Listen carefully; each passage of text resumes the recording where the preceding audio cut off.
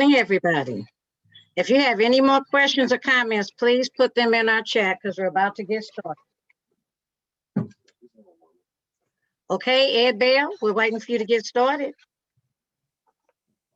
Morning, everybody. How's everybody doing?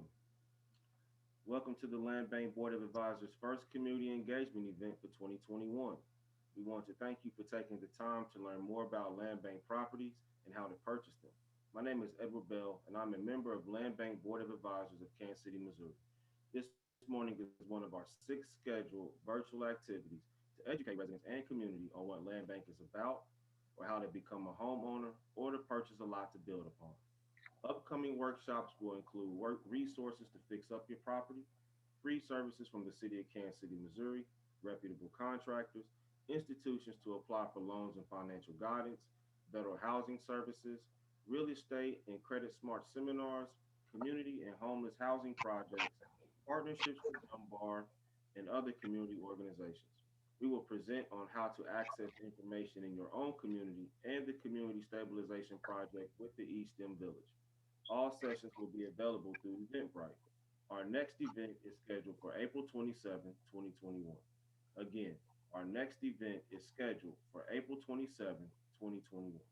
Please sign up for these valuable workshops to be informed. As we begin our Land Bank session this morning, I would like to introduce the chairperson of the Land Bank Board of Advisors, who will also serve as the moderator this morning, Ms. Gigi Owens. Thank you, Mr. Ed Bell. And good morning, everybody. We want to thank you for attending our event this morning. The Land Bank Board of Advisors is a wing of the Land Bank of Kansas City, Missouri. Our goals are to reach out and educate the residents and community as to what's going on with Land Bank, how to acquire homes or houses, as they call them, and lots to build on. We want to make sure that people get the right information so there won't be any questions, and so you can start working towards your goal of being a homeowner. This morning, I'd like to introduce members of our board. They are valuable assets in the community, and they're already busy working in the community to help develop bridges and relationships to keep the community advised on what's going on, because there is poor information, and the information highway in Kansas City is not good. We want to make sure that the residents from this workshop forward were educated on what's going on, all the resources, free information and free resources that are provided by the City of Kansas City, Missouri, and as well so you can get just valuable information so you can move forward with your life and your families in Kansas City, Missouri. I'd like to first introduce our co-chair, Mr. Joseph Jackson, who's been active in the community. He has served on the school board. Uh, he's a homeowner. He's just a world of knowledge. He sits on several boards in Kansas City and one of our valuable assets. Ms. Stacy Johnson-Cosby, we call her our real estate guru, and she's also our communications coordinator. I also would like to introduce Mr. Ed Bell, who has been principal in the Kansas City, Missouri School District. He's an educator. He is also the executive director of NACCC, and does a whole lot in the community and is working to help develop affordable housing through NACCC. I also would like to introduce Ms. Catherine Persley, who is doing wonderful things over in the Dunbar community. We want to salute her for her ongoing process of trying to revitalize that area. We also have Ms. LaRonda Fox, who is a writer and has a booklet on resources and how to protect yourself and how to work to get information. She's a world of knowledge on our board as well. We also have Mr. Archie Welch, entrepreneur and businessman between Kansas City and Phoenix, Arizona, who's back here in Kansas City, former president of Freedom Incorporated, and he's back here in Kansas City. We're ever so happy to have him on our board. Mr. William Wells, who is executive director of Esteem Village, who has taken the engineering programs into the elementary, middle, and high schools in Kansas City, Missouri, and Kansas City, Kansas, and also is working diligently to help with the development process of how to redirect funds and get participation in our community. We also have Ms. Emma Holmes, who is a former has formerly been involved in management in our hospital systems here in Kansas City and is an ongoing volunteer here in the community. Mr. Ramon Holt, who is with the Builders Association and also works with the Builders Association as an educator and training for our youth and trades over in North Kansas City. Are there any other board members on? Because I don't want to miss anybody. All right. So we want to get started on our workshop this morning. Again, I want to let everybody know the purpose of this workshop is to educate you on how to get a house to the land bank. We would like to ask everybody, if you have any questions or comments, to please put them in the chat box. We will not have questions after each presenter. We will have questions and answers at the end of all the presentations. With no further ado, I would like to introduce the Executive Director of Landbank of Kansas City, Missouri, Ms. Tracy Bryant. Thank you, Ms. Gigi. Good morning and welcome all. I will do my best to give a brilliant presentation, and at the end of all of the presentations, I'll do my best to answer anyone's questions and concerns. So here we go.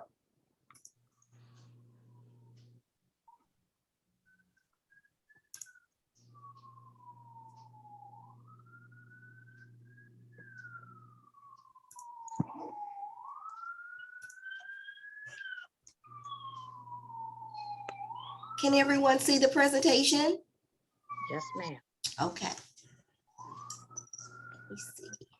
All righty, that's just our cover pages. Welcome to Land Bank of Kansas City, Missouri.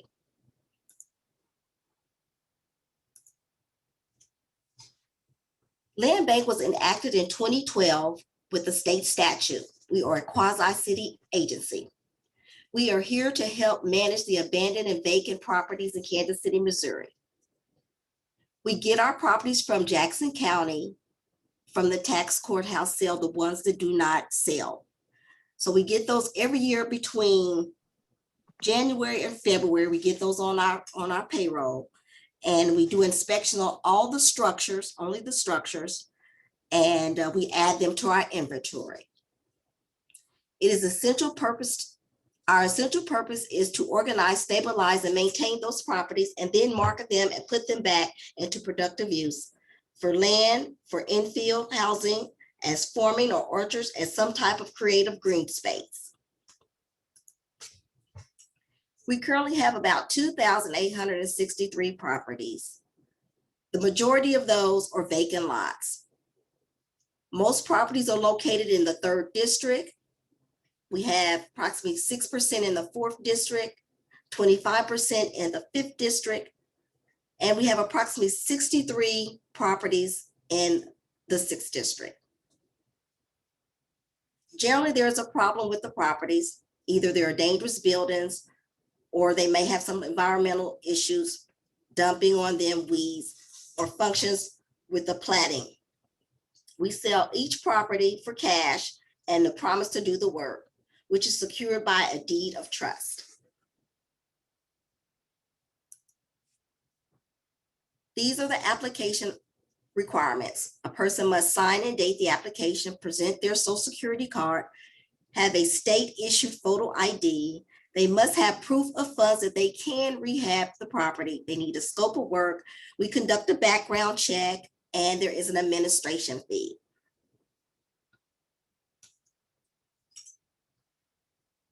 Land bank, we mow our properties. We do our best to try to mow our properties. We're scheduled to mow them once a month, and we try to maintain the illegal dumping. If a citizen calls in, we'll refer that to solid waste. That's the group that maintains our property for us, and they charge us to mow and maintain our property. If there's some trees that have been they've fallen down, or someone's cut them down and dumped them on our property, we also refer that to solid waste as well. And all our demolitions are handled by dangerous buildings. Please contact me if you have questions or concerns. Again, my name is Tracy Bryant. I am the Executive Director for Land Bank. My direct number is area code 816-513-9049, or you can reach me via email. It's my first name, Tracy, Tracey, Bryant, Bryant, @kcmo.org. And I thank you, and I'll be glad to answer questions at the end of all the presentations. All right. Thank you, Ms. Tracy Byrne, Executive Director of Landbank of Kansas City, Missouri. We want to make sure that there's a true understanding of our workshop this morning and information session. So we will ask Ms. Stacy Cosby to continue to break down the application process for the Land Bank homes and lots. Ms. Stacy Johnson-Cosby. Well, thank you, and good morning.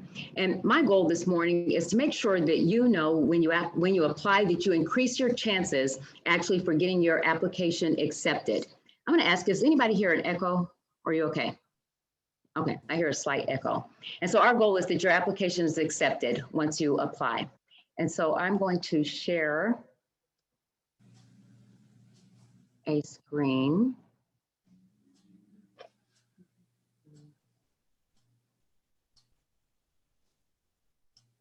And while I'm doing this, I will share that many of the applications that come through Land Bank, we notice that they are not approved and they have not been approved. And some of the reasons why they haven't been approved are things that we're going to discuss this morning. So that way you know what you need to do in order to make sure when you apply that your application has the highest chance of approval. And so there are a couple of areas where there are usually mistakes or issues. And so what we'll talk about first is the process. Pull it up. I'm having a problem on my screen pulling it up. And so the application, you submit your application. And one of the things that you must know is that you must reach the office first to let them know that you want to apply for a property and make an appointment. It's not something that you're going to be able to do online. So it's something that you will have to make an appointment for.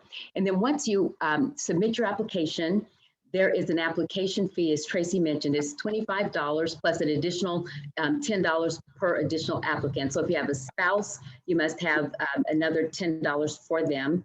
And it has to be paid with a money order or a cashier's check. And then you must have a state or federal ID. And Tracy mentioned a completed scope of repairs. And so it's going to be important, and you're going to hear more details about this later. It's going to be important to say with the property exactly what you plan to do with the property and how you're going to use the property.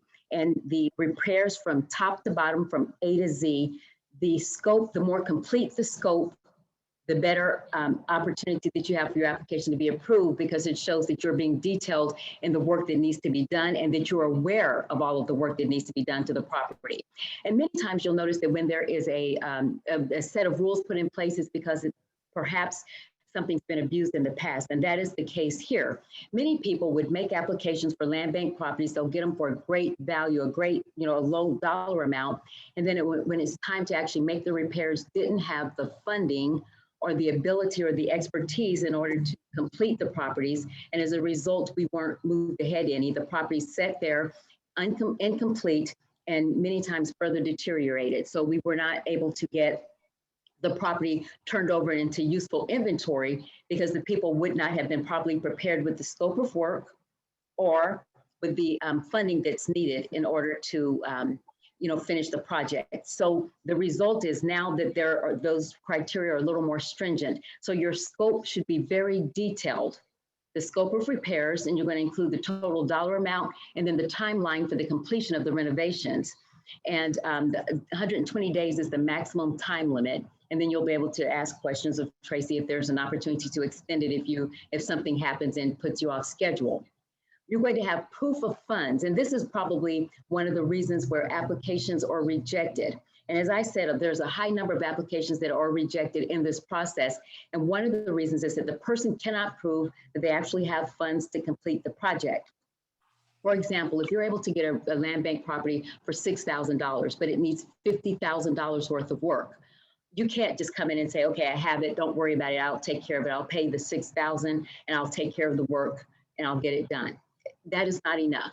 You need to be able to prove that you have the total amount for the acquisition and the renovation. So you're gonna have to have proof that you have $56,000, and it's either going to be in a bank statement It could be a letter from your lender with a line of credit, or a combination of resources. Is it retirement funds here and a little bank money here and a bank loan there? Whatever you show must be verifiable, and it must show how you plan to pay for the repairs with the property. It's not enough to say, oh, I'll take care of it. You must be able to verify the funds. And remember, this is one of the biggest areas where people end up getting their applications rejected because they cannot show that they have the money. And remember, in the past, people have acquired properties and did not have the funds to make the renovations, which doesn't serve the purpose of the land bank. So that's going to be critical that you submit that with your completed application, and then again, the scope of the work. And then it will be important to know, they'll need a description of what you plan to do with the property. Are you going to live in it? Is a family member going to live in it? Will you rent it out, or are you going to sell it? It's just important to make sure that your application includes that information. And remember, the more detail you give them and verifiable information, the better. And then the applications, remember, you'll reach out to the office first. And as Tracy mentioned, there will be a background check form, and they will check background, and there's a form that will be completed where you share that information and your completed application. And please remember, the more complete, the better, because the goal is that the application is not rejected. And there are many reasons that the application could be rejected, and we want to minimize those as much as possible. And then if the application is for an individual, or if it's a couple, or whoever the partners are in the project. And then there's a separate, different application process for a business or a nonprofit. So if you're a business or a nonprofit, you need to be sure to make that clear on the application. You're going to have your charter number, and you'll find that on the Missouri Secretary of State website. And then you'll just need to make sure that you're in good standing with the Secretary of State and that you can prove that. And so those are the, and I'll just review just quickly. So those are the criteria with the application, and then the details around it. It's not simple, not easy enough to fill out the application. I'm going to stress that, because when we see the land bank meetings, and those are publicly available where you can watch the meetings and see how they take action on each of the applications. When you see them being rejected time after time, you start wondering what's wrong. And so our goal is that your application will actually be approved once you do apply. So again, proof of funds, verifiable, application fee, your state or federal ID, a complete scope of the repairs that you're going to do and the renovations that you're going to make on the property, a description on what your plans are for the property, a completed application, and then the form for your background. And what I'll do later when we get to questions is I'll give you an idea. I'll show you just a share of the application, because it is a long application. And I will share that with you later. And this is just a quick review here of the things that we've just discussed. So if you look at your screen, those are the things we've talked about. And this is available to you on the website as well. And so that is it for the application process. All right. Thank you, Ms. Stacy. You're welcome. All right, everybody, we're going to move forward to our presenter. I would like to introduce Mr. JJ Joseph Jackson with Things You Need to Know. Thank you, Ms. Gigi. A lot of the properties that, as Tracy alluded to, the director, may have severe damage. Some of them may be fire damaged. And you need to know in advance before you go into a property whether it's something that you can do or not. So the inspection is critical, walking through it.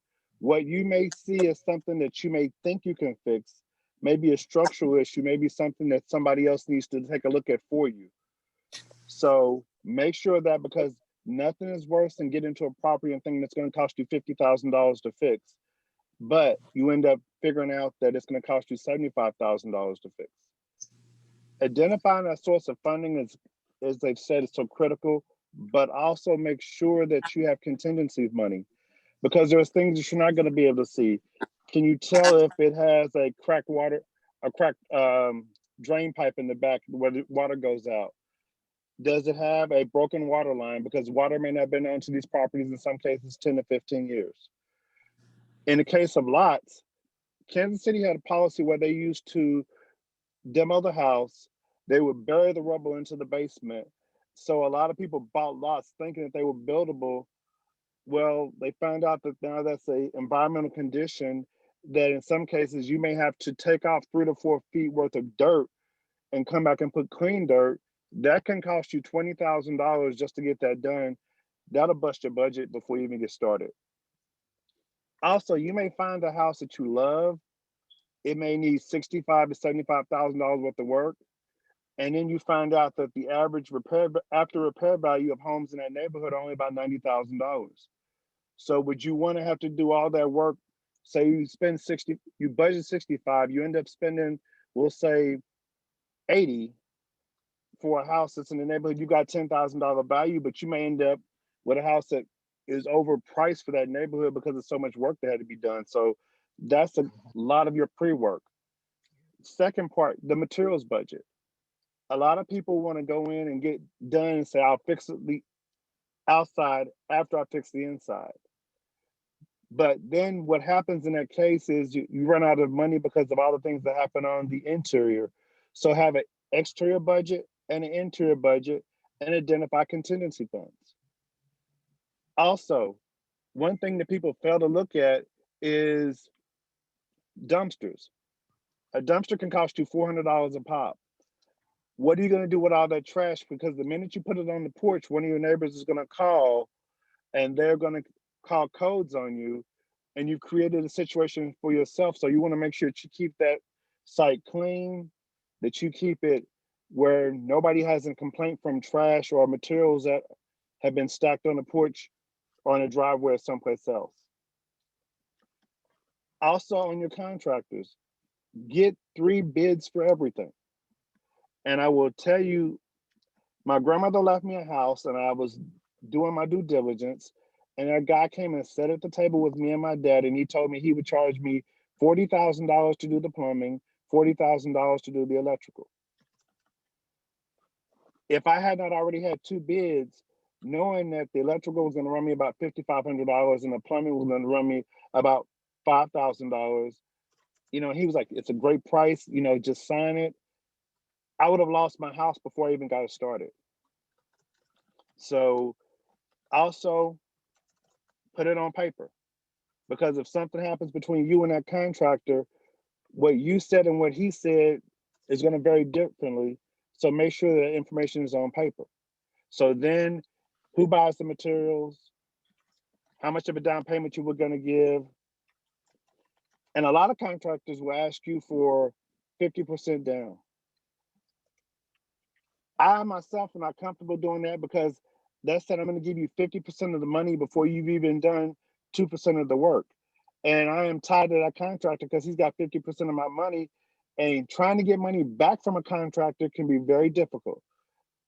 It'll be time consuming. That can be another budget buster for your project. So identify that. Also right now, something that's big is the cost of your materials. I did a roof on a house last year, and we were buying oriented strand board, OSB plywood, for $9 to $10 a sheet. That same board I checked this morning at Home Depot is $40 a sheet. So for the 100 sheets that I bought that we were going to use, it was $1,000. Now to buy that same 100 sheets is now $4,000. So the cost of going to do a roof, that roof back then I think was $8,000. That roof right now would be about $12,000. So those are things that you definitely have to look at. Next comes looking at the permits. City of Kansas City is going to want to get their money after what you're doing. So you're going to have electrical permit. They have a mechanical permit. They have a sheetrock permit, and they have a plumbing permit. And plumbing does not include both gas and water. You have to specify, I need a permit for plumbing, for water, and a permit for gas. And each permit is a different price based on the cost of your materials. I know a lot of people say I can go ahead and do it without working on a permit. If you get caught working on something without a permit, they can assess triple permit fees for all your permits, take your project to a halt, and come back in, and all that work that you would have done would be for naught, because they can make you, in some cases, demo out all that work so they can see what was underneath there. So think about that. Next is going to come, you've gotten the property, securing the property, because you want to make sure that if you're doing work, people are not coming in and taking a furnace. Somebody's not coming in and taking a hot water tank, and you can lose. There was a property that I know that's been renovated. The contractor left his trailer in the driveway, and they had tools throughout the house. Somebody came in, kicked in the door, took all the tools out of the house, opened up broke the lock on his trailer, attached their truck to his trailer, and drove off with it. Another contractor I know, they had a trailer outside of a house. They had chained it to the roof support. I mean, to the they had a little gable. They changed it to the gable support. Somebody came one night, pulled the trailer away, tore the roof down when they tore the gable support down. So understanding, knowing it, securing your property, but also there's always going to be one neighbor on their block that's going to see everything. Get to know somebody on their block so that if something happens, that, you know, I'm seeing somebody, I've seen light on your property, or you working at 2 o'clock in the morning, somebody's always going to see when you're not there. And those are things that you really need to know. And one thing I always do when I start working on the property is introduce myself to my neighbors if they have a problem, because that simple act can stop me having a headache with codes, because they say, you know, whatever, leaving trash out, I'll take care of it. Thank you so much. So those are things that you really have to do. Then next is coming the codes issue.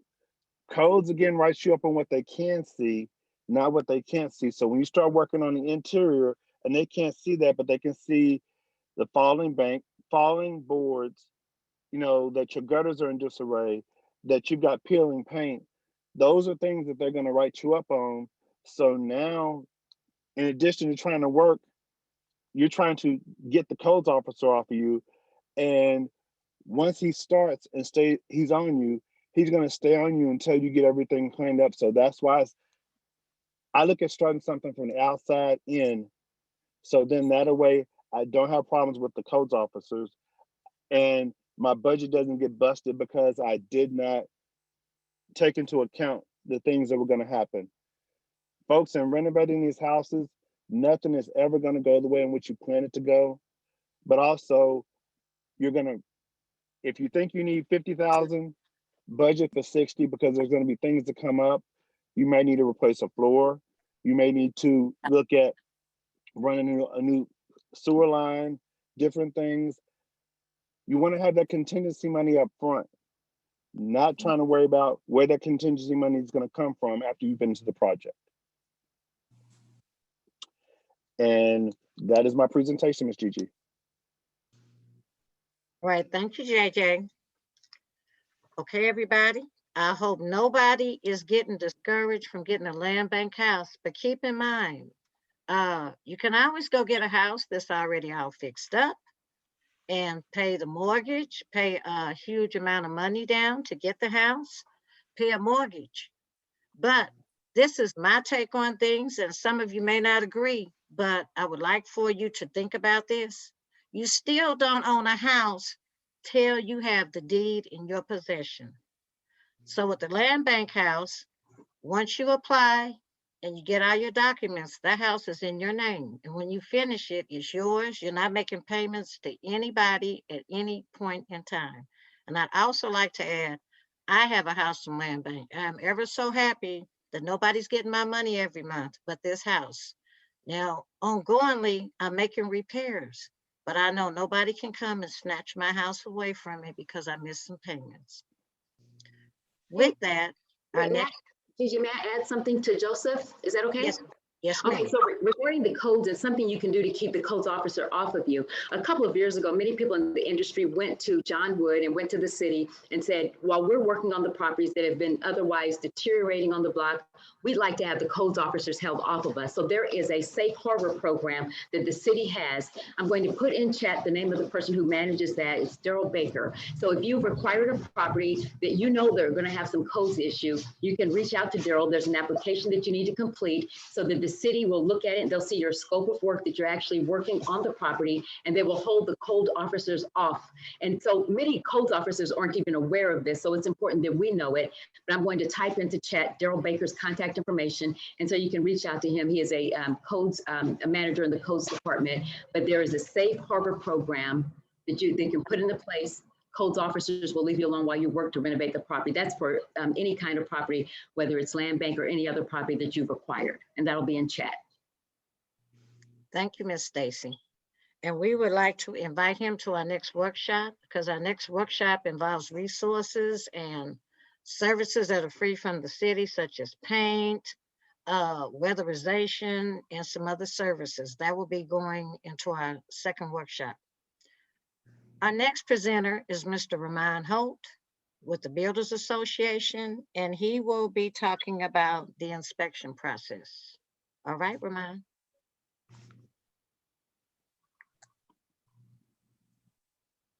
Deed of trust. Thumbs up, please, if you can see my screen for deed of trust. It's on. All right, thank you, Ms. Gigi. Ms. Gigi mentioned earlier about deed for as her property goes for his deed of trust. So I'm gonna talk a little bit about the deed of trust. Some of the information will be a repeat of what Mr. Joseph said. Joseph is very, very knowledgeable in this area. And so with the deed of trust, so once you fill out the application and you've been approved for a property, you will receive the deed of trust of the house, of the property. And so I like to call it NTP, which is notice to proceed. Now you can begin the repairs of your home. So first thing first is get house insurance before you do any work or maintenance on your property. First thing first is get some home insurance. Next step will be to pay any real estate taxes or back taxes on the property and work on removing any liens if necessary. So once you complete that process, the next process is the rehab process. And as Mr. Joseph was saying earlier, pull your city permits, work with your contractors, and your contractors shall be knowledgeable for as to get your house to pass the city permits or codes. So you want to take a distressed property and turn around and get into a livable status. Next will be, we have 120 days for as to get the house into city compliance. And as mentioned earlier, if time is running out, and if you are making major improvements or repairs, feel free to reach out to Landbank and ask for some additional time. But in order to ask for additional time, you must be making major improvements, or you must have made some major improvements. Once the property is livable, there's no liens, there's no city code violations against the property, and all your city permits have been completed and closed, then you will reach back out to Landbank for a final inspection. Once Landbank sign off and agrees that you have completed your scope of work, then you become a new homeowner. And so this is just the process for as the deed of trust once you have received the property for as repairing it to get the property back into a livable state. Thank you. All right. Thank you, Ramon. Gigi, Yes. can I make one? What people also need to know is that some of these properties may come with clouded titles. So you need to make sure that you get title insurance, and that title insurance covers you, that in case a third cousin, once removed 2 generations back, wants to make a claim, that the title company will cover that for you. And there's some title companies out there that's clear, and a couple others that will do that on that land bank property, that will help you, that in case somebody comes out of the woodwork and wants to make a claim, they'll be able to negotiate with them instead of you having to come out of your pocket with more money in that situation. All right. Now, we're going to move forward. Mr. Edward Bell. Yes, ma'am. Oh, excuse me, everybody. This concludes our presentations. I hope that some of your questions have been answered. If they haven't, please refer to the chat box. And Mr. Edward Bell is handling those questions. And we're going to see what questions we have this morning from our participants.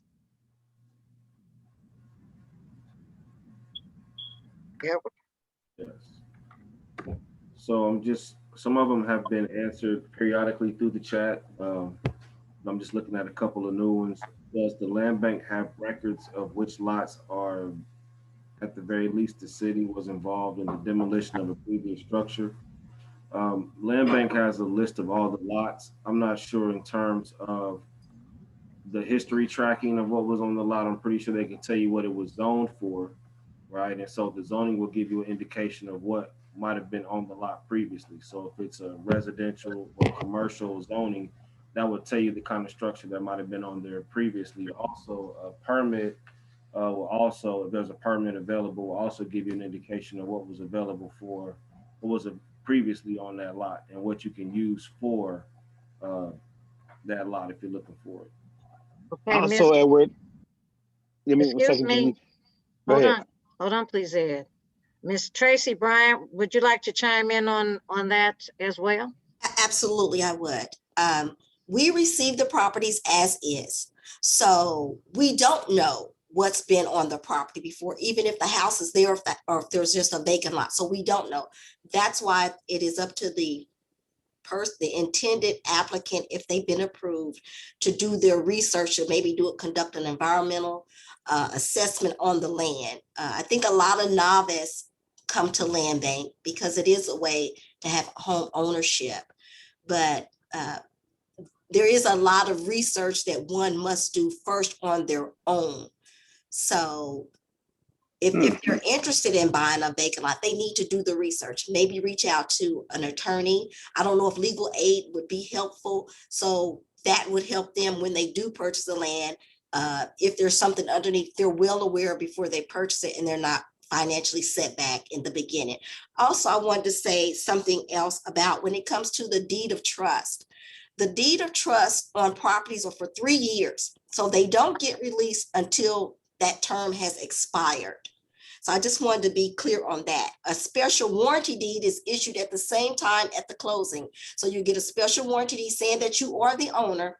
Then you would have the deed of trust, which is a lien. It's a lien against the property until you complete all of the rehab, and it stays on there for 3 years. So we do a 120-day compliance inspection. So at that point, if you're all good, we write in there, the inspection has passed. So when the 3 years expire, you request a deed of trust release. And then at that time, we release it. So there's several different types of inspections that go on during the course of the person owning the property. And one other thing I want to be clear, when we talk about codes, it's different from neighborhood preservations. Those are the individuals that cite you for the tickets, for your nuisance violation, your property maintenance violations. Then you have city planning and development. Those are code construction officers. They're the ones that go out and see if you've done, pulled all the necessary permits, have you done the correct work. So those are two different areas. And then I have one more thing. Before you can get a property, your taxes must be paid. If you own any other real estate, those can't be back taxed, because all of our land bank properties will not have any taxes on them. So you won't owe any taxes until you purchase that property, and you don't even owe that first year. So it's after the first year that you've owned it that you will be start paying taxes. So I just kind of wanted to clear that up, because I think there is a lot of confusion when people are getting information. So I just wanted to clear that up. And if you guys have any additional questions, I'll still be on here. I'm going to sign off on the video piece of it, but I'm here if you have any questions or concerns. Okay. Thank you, guys. All right. Thanks, Miss Tracy. JJ, did you have a comment you wanted to make?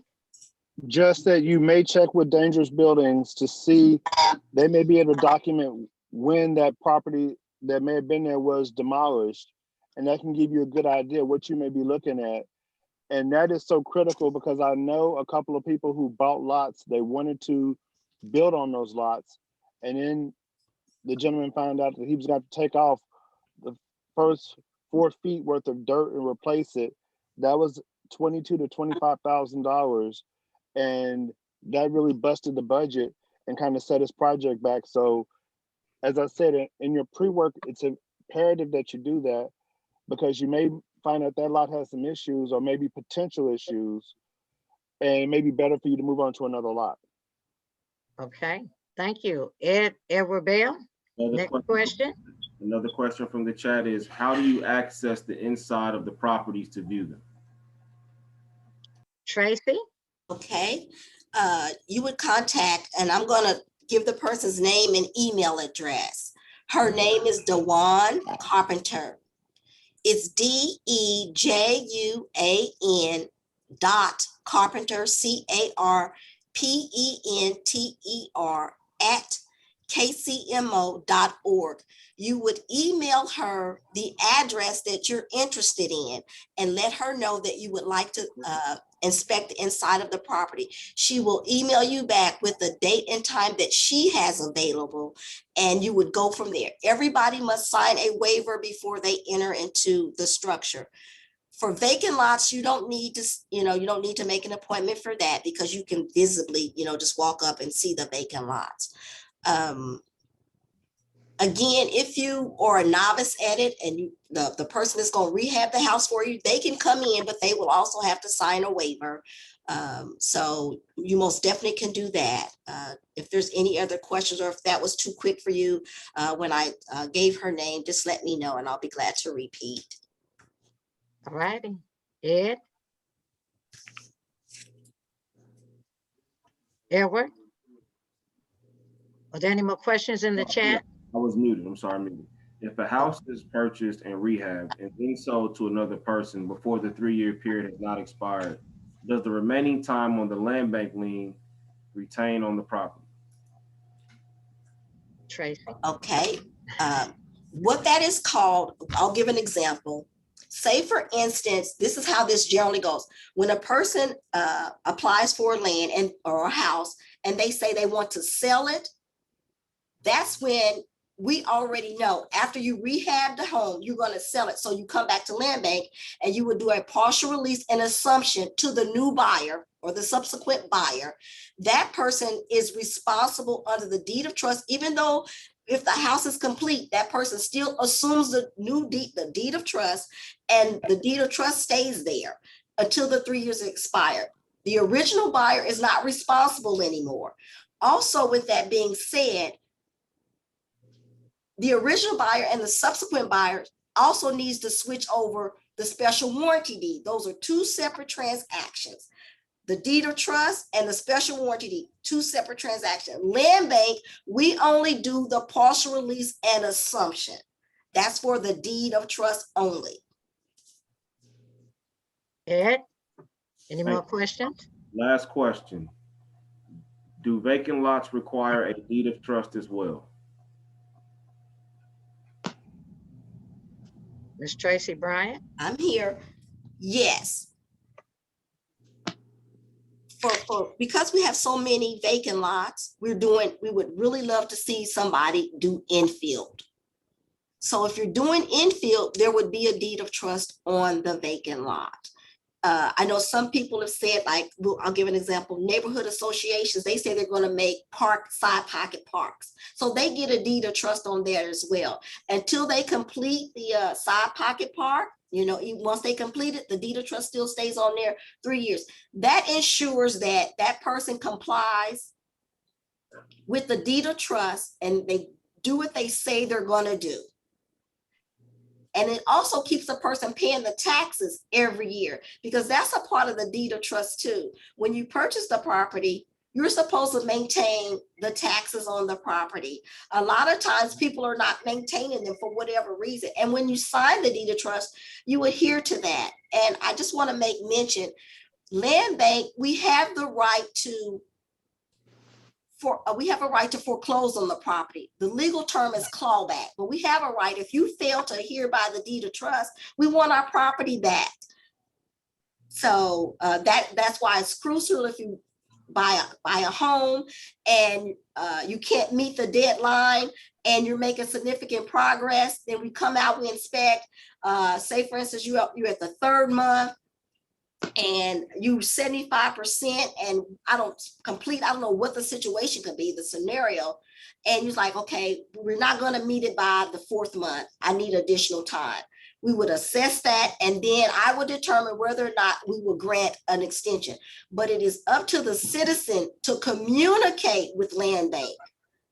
It is totally up to the citizen, because when we come out there, if you're not done, how do we know until we come out there? So it's crucial to communicate with Landbank, okay?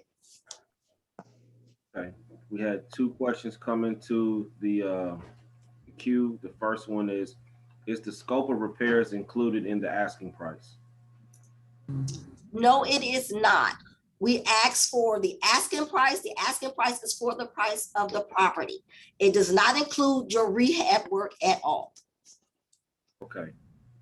And the second question is, what's the average acquisition time for an individual purchasing a lot for a garden? Are they referencing from the time they or accepted, the application is accepted, or what are we talking about? I would just imagine from submitting an application to being granted a property, what does that timeline usually look like? Okay, so I would say anywhere from 45 days to 60 days. Because if everything went well, they initially turned their application in, didn't have any problems. We do the analysis and present it to the board, and they approve it. We have to send a 10-day letter out. The person has an opportunity to say, no, I don't want it at that point. But if they do, then they have to set up an appointment to do the closing. But before they do the closing, the law staff has to type up all of those documents. So you're dealing with different people handling different parts of the process. And be mindful, it's just not that application, the documents that we're typing up for special warranties. We're typing up other documents as well. So that's why I said 45 days to 60 days, because it depends on how much work we already have in the queue prior to getting new applications. Thank you. Couple questions come down the queue. Can the price be negotiated? This is one thing about it. I don't know if you would negotiate. You can put any, when the application asks you for your offer amount, you can put anything on there that you like. And this is how I explain it. If we're asking $5,000 and you put $5 on there, you can do that. We're going to accept your application. So you as a person, if that's what you want to do, put the $5 down. But if we're asking $5,000, you know, that's what we're asking. That's the best thing that I can say. So we get a lot of offers like that, that they're just on the way low end of what we're asking. And it's not realistic. So that's the best advice that I can give. If we're asking the $5, you know, I don't know what else to tell you. But you can put down anything that you want. Thank you, Ms. Bryant. Another question. What is Landbank's asking price based upon? Past taxes, market value, etc.? Market value, it's 2/3 the market value. Now, I will say this, because we don't do the market value comes from Jackson County. A gentleman did call, he was upset. He's like, hey, this is too much for a vacant lot. So I went in, I looked, I said, oh, you're right, there's not a house in there anymore. But so I reached out to Jackson County. It says they don't do the assessment, they do an odd year. So 2021, they go back through and reassess the properties and update their system. So if anyone sees that, they're welcome to call Jackson County and say, hey, I see you have this listed at X amount of dollars, and then they can let you know what the market value is. Again, that's Jackson County. We go based off of what Jackson County provides. Thank you, Ms. Bryant. You're welcome. Just reviewing the queue to make sure I didn't miss any questions. There was one earlier, I believe I missed from Mr. George Harper said, is there any way to look online to see what properties you all have in your portfolio? Yes, there is. When you go to our website, it, it used to be at the top, but it's not there right now because we got another project going on. But down where it says find out properties, you can go on the website. I wish we could pull it up right quick. Let me see if I can share my screen so I can pull it up right quick. Just a second. Okay, here we go. Let me see if I can share. I'm gonna try this really quick. Share. Can y'all see this where it says Kansas City Land Bank? Yes, we can. Okay, Yes. so you can click view all properties. And this box right here, it tells you the different types of properties that we host, that we have in our inventory. So if you wanted to see all the residential improved, that should mean that they have a structure on there. You would do your query, you would do a filter for that. And then it would come over here and it would list all the properties. Currently, we have about 112 properties. So that's how you would look. You would look up the properties, or if you know your specific addresses, you would just put it right there. And as you can see to the right on this address here, they don't have an address. I don't know why, but it's saying that that this property is $865, but it does have a parcel number there, and these must be vacant lots. So that's what we're asking. So the price is on there for you. Again, you can offer any amount that you want. That's your choice. I'm gonna stop sharing now. Okay. Hey, thank you, Ms. Bryant. Welcome. Two more questions that came down the queue. How does this process you are explaining align with the recent announcement about dollar houses? That program, the dollar houses, is for nonprofits. If you're a nonprofit or a quasi-government entity, or you have a organization that's a 501c3, that is for those individuals and those individuals only. Thank you. And it seems to be the last question in the queue. If you quit claim a deed from someone who has a lien with Landbank and dangerous buildings, but you do all the repairs, how do I get a partial release from Landbank? Okay, can that person okay, let me try to break it down. So who bought the property from Landbank originally? The person that's trying to quit claim it, or the person, they already got it quit claiming it's a Landbank property? Not sure. I was just reading the question from the queue. Okay, well, let me just say this. This is how this should work. Anyone that purchased a property from Landbank and they choose that they want to sell it, they are to really come back to Landbank so that we can either say, yes, you're eligible for a partial release and agreement. Individuals that put on their application that I'm going to live in this house and I'm going to make this house my home, a lot of times they're trying to quit claim it, but no, you really can't, because you signed the deed of trust. You put on your application that you're going to make this your home. So I don't know if that's the situation, because if it's a rental property, or you bought it as a rental property or as a property to sell, you have to come back to us. You wouldn't do a quit claim. You would do a partial assumption and release. So I'm not quite sure. Now, if the person, they've already got a quit claim from the person who bought it from Landbank, the person who originally bought it from Landbank, the deed of trust is still on there. So there's a lien. So the person that got the property would have a lien. They wouldn't be able to do anything with it. They wouldn't be able to take out a loan or anything, because it's going to show up that there's a lien on the property. So the original buyer would have to come back to us and try to request a partial release and assumption. And it just kind of depends at that point. You know, people get things out of order all the time, and they should not. I'm just not sure why, because it's all laid out in the deed of trust. So, and if that person has, if I didn't answer it clearly for that person, they can feel free to send me an email, or they can call me and I'll explain it better, or they can explain to me what they were really trying to ask. Thank you, Ms. Bryant. There was another question that I missed from Ms. Kathy Allen Gray. Please forgive me. Will you make deals with several vacant lots assemblage for infill for affordable homes, and who to contact for prior structures on land. Okay, was that 2 questions there?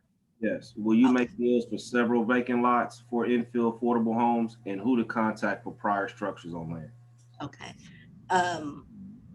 You can buy as many properties as you like. And if the properties are contiguous, meaning consecutive, you can come to Land Bank and say, hey, I want to buy these 4 properties.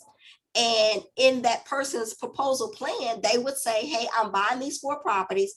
I want to assemble the 4 properties, or I want to assemble, there's 4 properties, but I want to assemble 2 because I need 2 lots to put a house on. So you can't just come and say, I want 4 properties to assemble. What are you going to do with them? So I think a lot of people think, oh, I could just say I'm assembling. No, what's the end goal? Are you assembling them to put a house on, to put a duplex on, an apartment complex on? So all of that is encompassed in your plan, what you're going to do for that particular. It's not just you buying the properties to assemble them.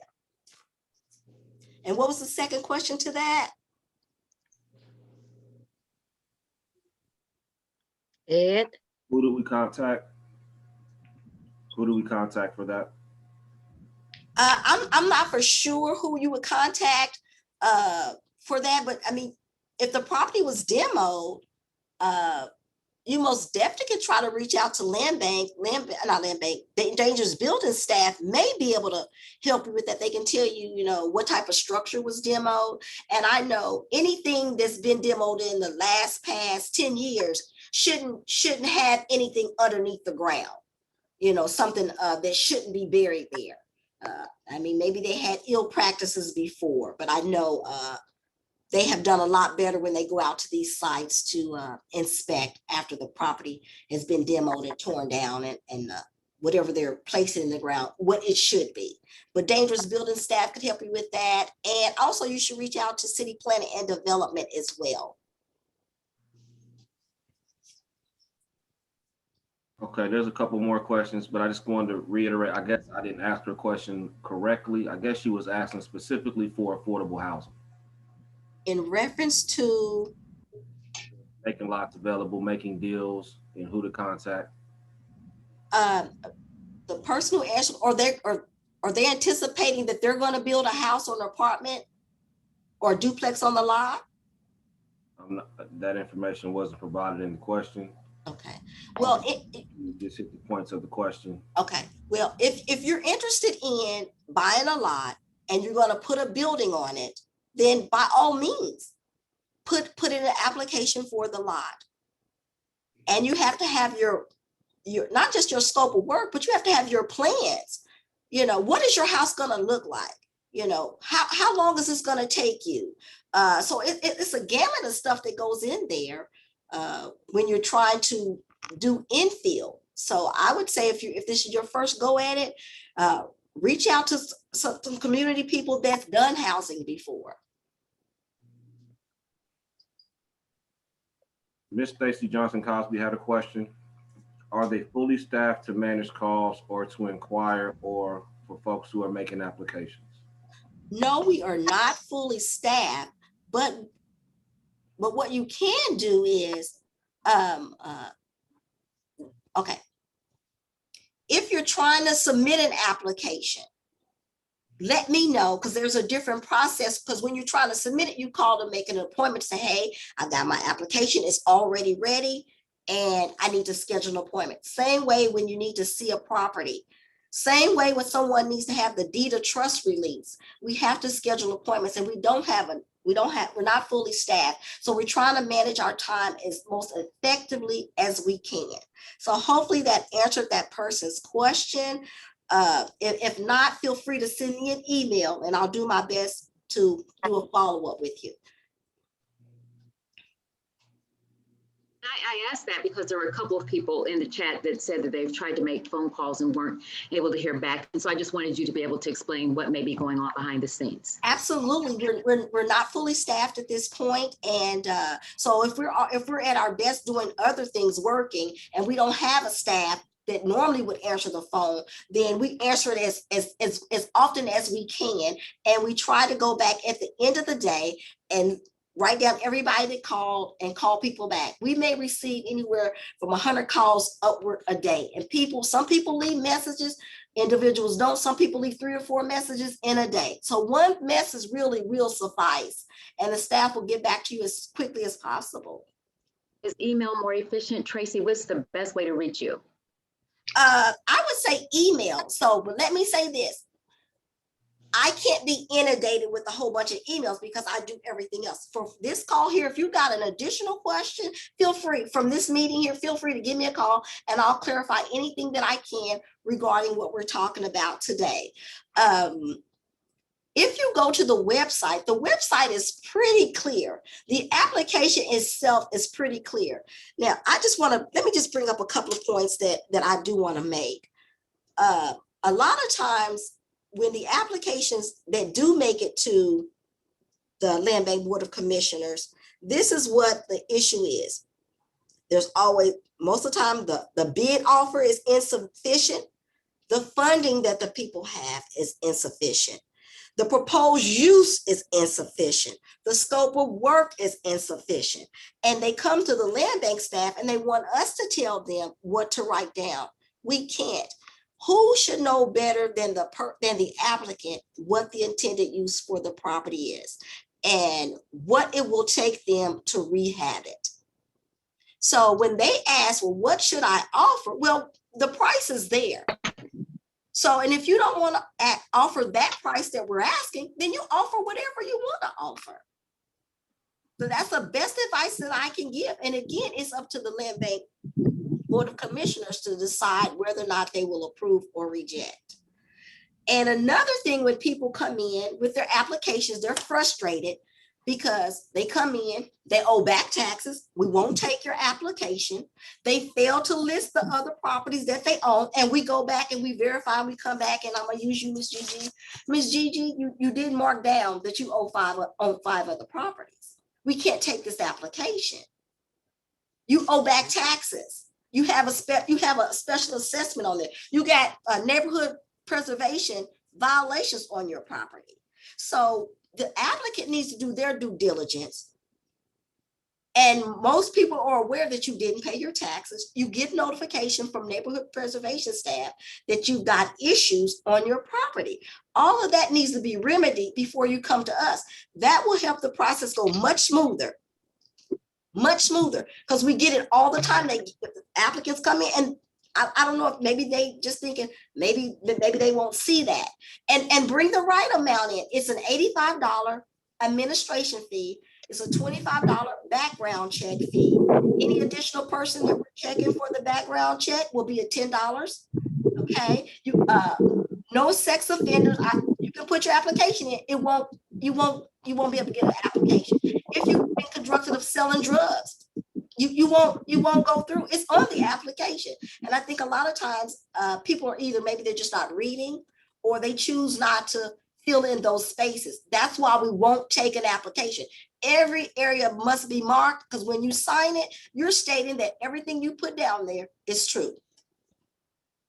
So I just wanted to clear that up, because we do have a lot of issues with people having to go back and forth with their application.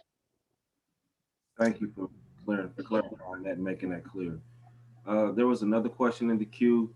Do you have a process for uploading documents for applications? Email probably gets loaded up. So is there another format to send documentation, upload documentation? No, there's not. We don't receive monies through the mail, because with the application, you do have to have the 2 fees with that. So we don't accept money through the mail. You do have to come in. I will say this, if you have your application and it is complete, you would be able to contact the staff, and that staff will make you an appointment. So, but that staff can't be inundated with other calls that our website has the information for. So if it's something that's not on the website, let us know so we can get that information out. We just had the website redesigned to make it a lot easier. It's way more easier for somebody to navigate it. And I get a lot of calls where they go, well, I went out there and I couldn't see the house listed. So when I go and look, it's there. The person didn't try. So go out there and please look at the system. If something is incorrect, let us know. I'll reach out to whoever I need to get that information updated. But please, please, please use the website, because that's why we had it revised, so that it would be more user-friendly for the citizens. Ms. Bryant, are you still working with neighborhoods for community gardens? Not at this time, we're not. That's something that I need to go back to the board with. And I want to say this, and this is one of the reasons we have probably 2,000 and something vacant lots. And prior to coming on to Landbank, individuals were getting vacant lots, saying they was going to put a garden on it. And of course, that did not happen. So when I came on, the board asked me, Landbank Board of Commissioners asked me, what did I think? I said, let's put that on hold, because we already have enough issues where people aren't completing the structures. So, and we don't want people speculating to buy a lot and not do anything with it, even though they say they're going to put a garden on there and they've done nothing with it. So that's where that comes in at. Now, neighborhood associations, they come, Blue Hills came and they're doing a side pocket park. So whenever whoever's coming, I mean, you can put in an application, but when they get turned away, I just want people to understand that's what we're dealing with.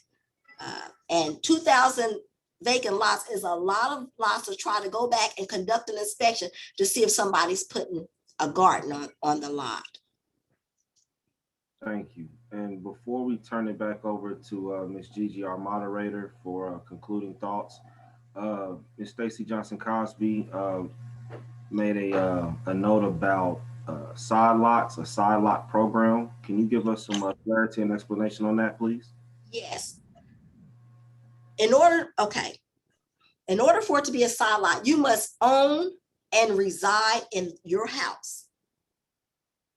It's not your grandmother's house and she don't live there. You must own and reside there. Can't have a renter there with your name on the utilities. You must own and reside. I can't be more clear. Please, please, please don't own 4 properties and you really live here, and then you try to say, no, I live here. It just makes it difficult, because what we do is we go and we verify the utilities and all of that.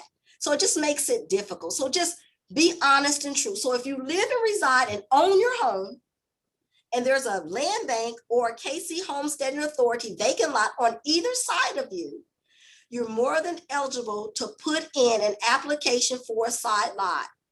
Those side lots are sold to those homeowners for $75. Now, once that homeowner is approved, they sign a waiver stating that I'm going to contact Jackson County. I must combine this side lot with my primary resident so it becomes one parcel. So hopefully that was very, very clear.